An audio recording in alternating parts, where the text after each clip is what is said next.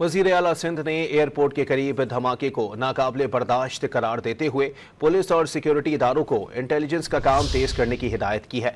मजीद जानते हैं don news के नुमाइंदे खावर हुसैन से। खावर, मजीद क्या हिदायत जारी की गई हैं? जी, एयरपोर्ट धमाके के बाद वज़ीर आला सिंध सैयद मुराद अली शाह की ज़ेर सदारत अमन व अमान की सूरत हाल पर अहम इजलास तलब किया गया है। वज़ीर आला हाउस में मुनक़दा इजलास में वज़ीर दाखिला Ziaul Hasan Anjar, chief secretary Asif Haider Shah, inspector general police Ghulam Nabi Memon और DG rangers major general Azhar Waqas, secretary दाखिला Iqbal Memon, commissioner Karachi Hasan Naqvi, additional IG Karachi Javed Alam Odho और दीगर मुतल्लिका अफसरान ने शिरकत की। वज़ीर आला ने सुबह भर में बिलखुसूस कराची शहर में अमन अमान की सूरत हाल का जायजा लिया।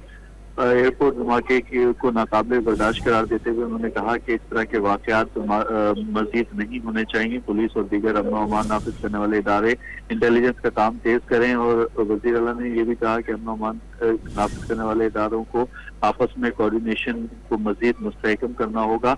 वज़ीर आला सिंध के अमन अमान नाफिज करने वाले इदारों को कहा है कि एयरपोर्ट धमाके की मुकम्मल तहकीकात की जाए और इस हवाले से मुंतज़ाम रिपोर्ट बनाकर वज़ीर आला को ब्रीफिंग दी जाए। पुलिस और कानून नाफिज करने वाले इदारे की मुश्तरका कमेटी भी कायम की जाए। मुश्तरका कमेटी एयरपोर्ट धमाके से मिलकर तहकीकात करे और जो भी इस वाक़े में मुलविस हैं उन किरदारों को कैफरे किरदार तक पहुँचाए। बहुत शुक्रिया खावर।